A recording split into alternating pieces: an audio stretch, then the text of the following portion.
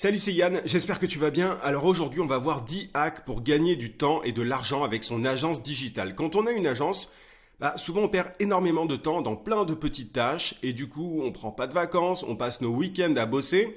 Je connais bien le sujet parce que j'avais aussi une agence digitale il y a quelques années et j'avais pas de vie clairement. Donc je voudrais t'éviter ça, je voudrais t'aider à créer du temps libre dans ton emploi du temps en te donnant ces 10 hacks directement sur mon écran. Tu vas le voir, ils sont pour la plupart rapides à implémenter et surtout très concrets.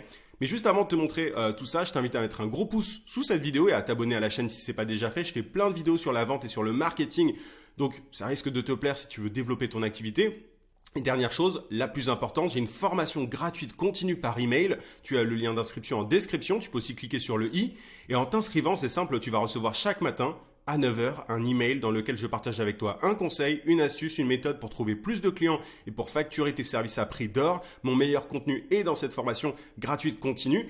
C'est pour les coachs, consultants, formateurs, freelance, bref, pour toutes les personnes qui vendent leurs services à des professionnels ou à des entreprises et qui veulent créer et développer un business qui les rend libres. Je préfère te prévenir, c'est pas pour les touristes, c'est pour les personnes vraiment sérieuses et motivées.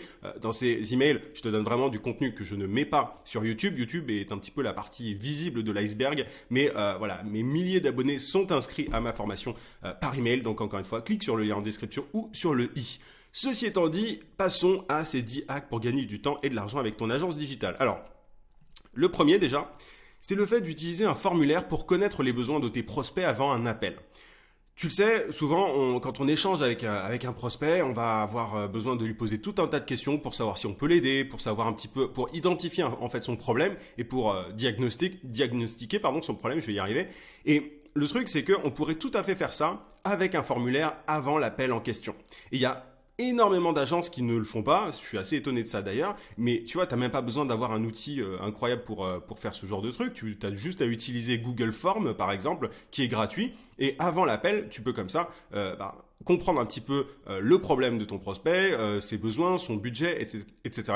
Et du coup, tu gagnes énormément de temps, et tu peux écrémer pas mal de prospects de cette manière-là, et ne prendre au téléphone que des personnes que tu peux réellement aider, et qui ont le problème que tu peux résoudre, quoi, tout simplement. Donc, utilise un formulaire et au fur et à mesure du temps, tu vas pouvoir optimiser ce formulaire, tu vas pouvoir le compléter, supprimer des questions. Quand tu as des personnes qui ne comprennent pas un truc aussi, tu vas pouvoir ajuster. Bref, donc un formulaire, c'est ça te permet de gagner un temps de fou. Donc, fais-le vraiment avant d'échanger avec tes prospects par téléphone.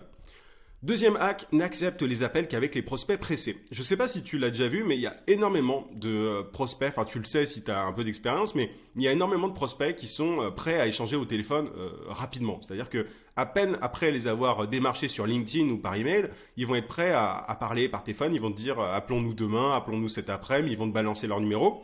Et par expérience, je peux te le dire, ces prospects sont souvent ceux qui te font perdre le plus de temps. De prime abord, on pourrait se dire c'est un prospect qui est chaud. Il veut, il a peut-être besoin de moi, il a besoin de mes services, etc. Mais très souvent, ces prospects, ils vont pas avoir un besoin urgent.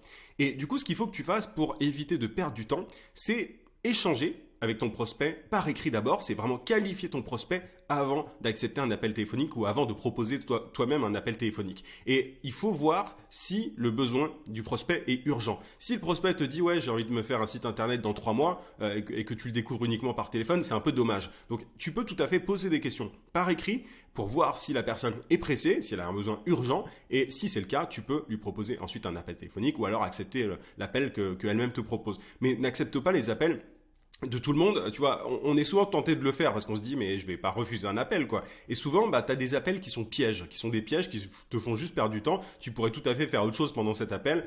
Donc voilà, fais vraiment attention à ça. C'est un conseil qui est tout simple mais qui va te faire gagner des heures et des heures. Enfin moi je le dis aux personnes que j'accompagne en privé dans le cadre de mon accompagnement VIP et voilà, c'est un temps de dingue qui est sauvé à chaque fois. Troisième hack, optimise l'onboarding avec des vidéos explicatives et des documents à compléter. Alors je m'explique. Tu vois, moi j'ai fait appel à une agence il y a un an, un truc comme ça, et c'était très bien foutu. Et je me suis dit que c'était un peu dommage que toutes les agences ne fassent pas ça. En gros, une fois que je suis devenu client, j'ai reçu une vidéo explicative de comment est-ce que les choses fonctionnent, etc. Donc la personne en face, elle n'avait pas besoin de me répéter voilà ce qu'elle disait à tous ses autres clients pour que je comprenne comment ça se déroulait. Et elle m'a aussi donné des documents à compléter. Donc c'était des documents pour voilà sur mon business, j'avais des informations à donner pour que l'agence puisse m'aider au mieux. Et ça, c'est un truc que tu peux faire avec absolument tous tes clients. Donc tu vois, au lieu de répéter sans arrêt les mêmes trucs à tes nouveaux clients, oui, donnez-moi tel élément, j'ai besoin de tel élément pour faire votre site internet ou pour faire vos publicités, etc. Là, tu as une petite vidéo que tu peux faire exactement comme je suis en train de faire là pour ma chaîne YouTube, hein, mais tu as juste une petite vidéo à faire et tu l'envoies à tous les nouveaux clients. L'onboarding, si tu sais pas ce que c'est voilà le fait juste d'accueillir en fait un nouveau client. Et souvent, c'est un process qui est un peu long dans certaines agences, alors que ça peut être fluidifié de cette manière-là, avec des vidéos explicatives qui sont envoyées à tous les clients. En fait, tu standardises finalement l'accueil de tes clients et tu peux donner des documents à compléter pour que ton client voilà, te donne les différents éléments dont tu as besoin. Il peut te mettre des liens Dropbox sur le document ou Google Drive, peu importe, avec tous les fichiers dont tu as besoin pour faire le travail. Bref, tout ça, tu peux vraiment le fluidifier à fond et de cette manière-là, tu vas gagner énormément de temps et donc de l'argent par extension. Quatrième hack, automatise ta prospection par email à l'aide d'un logiciel. Alors, en prospection, pour moi, il y a deux grands canaux. Il y a LinkedIn et l'emailing. Sur LinkedIn, je ne recommande pas d'automatiser parce qu'il y a, voilà, la plateforme n'aime pas ça. C'est contre les règles, les conditions d'utilisation de LinkedIn. Et souvent, c'est moins efficace. Moi, je recommande plutôt de déléguer la prospection quand on est sur LinkedIn. Mais sinon, par email, tu peux tout à fait automatiser ta prospection parce que il y a des outils qui sont parfaits pour ça et si tu segmentes bien tes prospects, tu vas facilement pouvoir faire des messages qui auront une apparence voilà de messages personnalisés.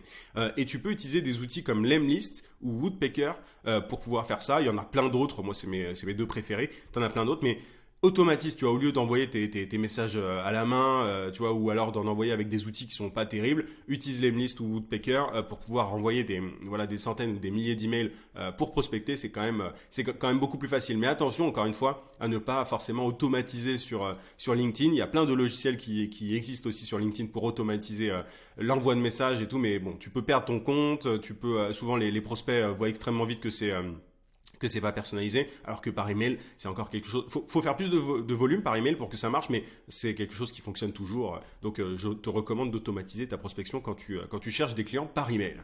Cinquième hack, utilise un outil de gestion de projet. Alors ça peut paraître tout bête, mais il y a plein d'agences débutantes en général qui n'ont pas de gestionnaire de projet. Il y en a qui utilisent Notion, etc. Moi je te recommande un outil comme ClickUp, qui est vraiment un outil top pour pouvoir. C'est un outil tout en un qui fait plein de choses. Je te laisse regarder directement, mais ça te permet de vraiment tout mettre au même endroit et de collaborer avec ton équipe pour savoir qui doit faire quelle tâche. Tu vois, t'as des systèmes d'alerte, de planification, etc.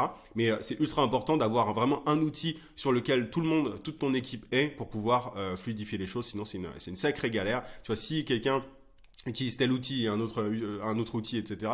C'est vraiment pas évident. Donc, centralise tout le monde, dis à toute ton équipe de se mettre sur ClickUp ou alors un autre outil, mais que tu choisis toi. Ça peut être Notion, ça peut être plein d'autres trucs.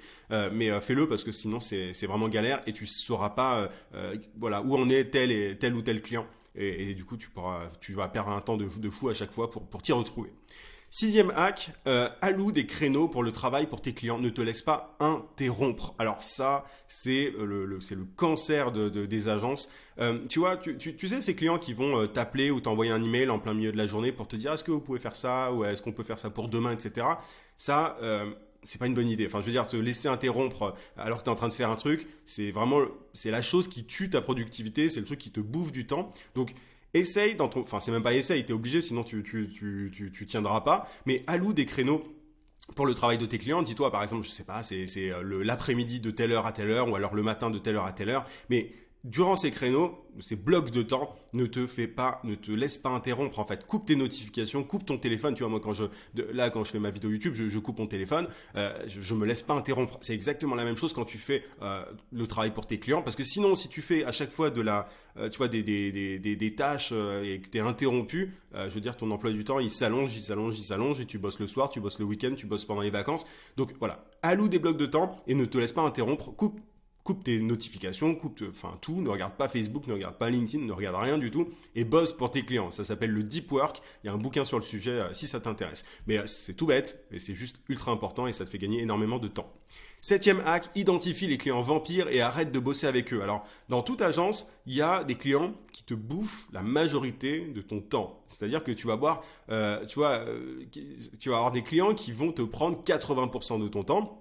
Alors que t'en as ouais, un paquet qui ne t'embête pas et tu pourrais tout à fait virer en fait les clients vampires sans que ça ne soit un problème au niveau de ton chiffre d'affaires. Il vaut mieux virer un client qui te prend énormément de temps et voilà au final qui rend ton taux horaire extrêmement bas parce que tu vois si tu factures un client, je dis n'importe quoi, mais 1 000 € par mois et que tu passes tout ton mois à bosser pour lui alors que tu pourrais avoir le même client qui te prend 3 fois moins de temps, enfin c'est quand même voilà c'est logique, c'est beaucoup plus intéressant. Donc identifie vraiment ces clients vampires, ceux qui te prennent énormément de temps. Alors tu peux discuter avant de les virer, hein, mais discute avec eux d'abord, essaye de voir s'il n'y a pas moyen de fluidifier un peu le process, de faire en sorte qu'ils arrêtent de t'interrompre constamment, qu'ils arrêtent de te demander des trucs de dernière minute, bref, essaye vraiment de les éduquer. Maintenant si c'est pas possible, change-les, trouve des clients qui ne te prennent pas trop de temps.